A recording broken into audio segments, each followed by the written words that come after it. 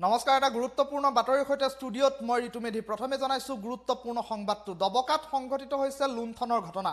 BJP নেতাই নিজকে RSS নেতা আৰু বিজেপি নেতা বুলি দম্ভালি মৰা এজন নেতাক গুৰুলকৈ প্ৰহাৰ কৰিলে ৰাইজে আৰু প্ৰবঞ্চনাৰে লুটিছিল লক্ষ লক্ষ টকা বিজেপি নেতাজনে আৰু নিজকে RSS আৰু বিজেপিৰ নেতা বুলি পৰিচয় দি বহু সময় ধৰি লুটি আহিছিল ধন।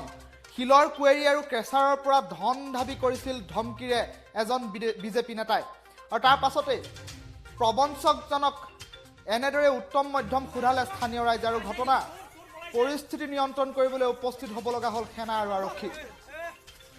এই দৃশ্যাংশ দেখুৱাই আছোঁ দবকাৰ। বিজেপি নেতাক গুৰুলকৈ প্ৰহাৰ কৰিলে স্থানীয় লোকে আৰু প্ৰবঞ্চনাৰে বিজেপি নেতাগৰাকীয়ে লুটিছিল লক্ষ লক্ষ টকা আৰু নিজকে RSS আৰু বিজেপি নেতা বুলি পৰিচয় দি দীৰ্ঘদিন ধৰি লুটি আহিছিল ধন। শিলৰ কুৱেৰী আৰু কেঁচাৰৰ পৰা ধন দাবী কৰিছিল এইজন বিজেপি নেতাই আৰু প্ৰাপ্য ধন বিচাৰি প্ৰহাৰ কৰিলে প্ৰবঞ্চক দিলৱাৰ হুছেইন নামৰ এইজন বিজেপি নেতাক। আৰু এইজন দিলৱাৰ হুছেইনে নিজকে বিজেপিৰ নেতা আৰু RSSৰ সদস্য বুলি পৰিচয় দি বিভিন্ন সময়ত বহু সময় ধৰি লুটি আহিছিল বহু ধৰণৰ টকা। শিলৰ কুৱেৰী আৰু কেঁচাৰৰ পৰা ধন দাবী কৰাৰ অভিযোগো আছে এইজন দিলৱাৰ হুছেইনৰ বিৰুদ্ধে।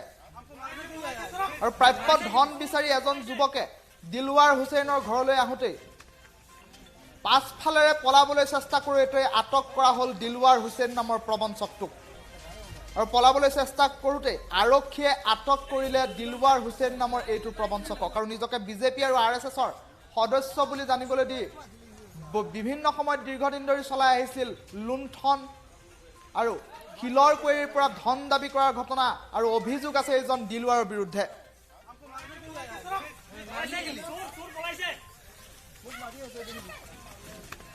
যদি আমি পইচা খুজিব আহোঁ তেতিয়াহ'লে সি দম দিয়ে যে আমি বিজেপিৰ মানুহ হয়, আমি বিজেপিৰ মানুহ, আমাৰ পৰা ইমান টকা নুখুজিবি, RSS হয়, বিজেপি হয়, আমি যেতিয়া মন যায় তেতিয়া দিম। তাৰপিছত আজি ৰাতিপুৱা তাত পইচা খুজিব আহিছোঁ মই আৰু মোৰ দেউতা।